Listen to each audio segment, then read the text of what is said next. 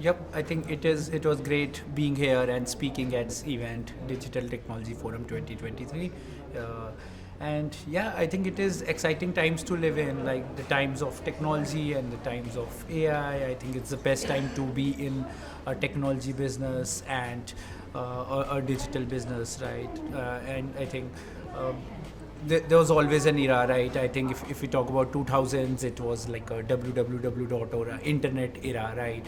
So I think I would say 2020s or 2022, 2023 is more like a AI era just starting up, where I think there are interesting technologies like natural language understanding, there's conversational AI and generative AI, which are really booming nowadays. I think everyone globally is investing and building products based on that, right? Be it on conversational or generative AI.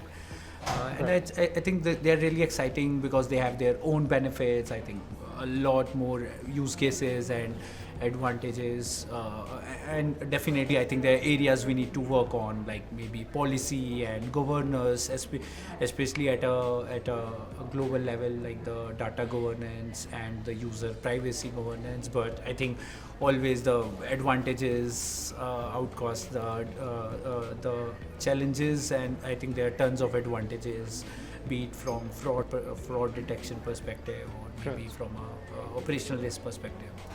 Got it. If I talk from a software industry point of view, I think there's a lot you can do. I think one is you can definitely up your game in customer experience, right? You can provide a lot better customer experience, your customer support, be in your entire user journey, like be it a sales life cycle or a support life cycle of a product or service. I think that would be like you can always provide really world-class customer experience, which is not just visual but maybe interactive and vocal. You can talk to it, so in a way like your way of interaction with the software changes, right? So I think that's something you can do. But apart from that, I think you can focus a lot more on other applications, like being more efficient and creating software really quickly, right? Because right now I think apart from the talent pool, you can supplement it with the generative AI, knowledge base, right? And their own capabilities of maybe writing and debugging codes. So you can always be a lot more efficient with all these tools coming up. And then you have a lot more other applications like fraud detection or maybe risk prevention or user security. All these use cases are very, very interesting and maybe interesting and exciting to solve with Gen AI, right? Yes. Yep.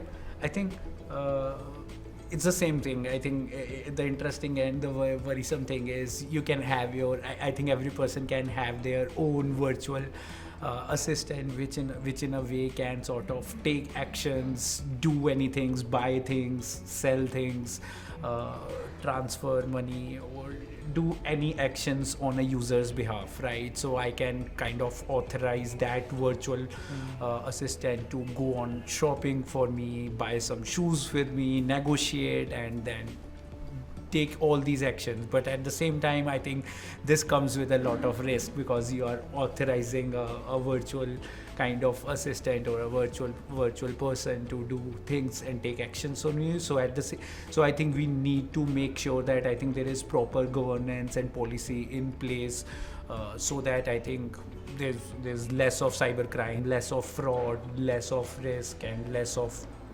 a lot of other things which come with this technology. Very interesting. Thanks so much. Thank you for joining us. Thank you. It was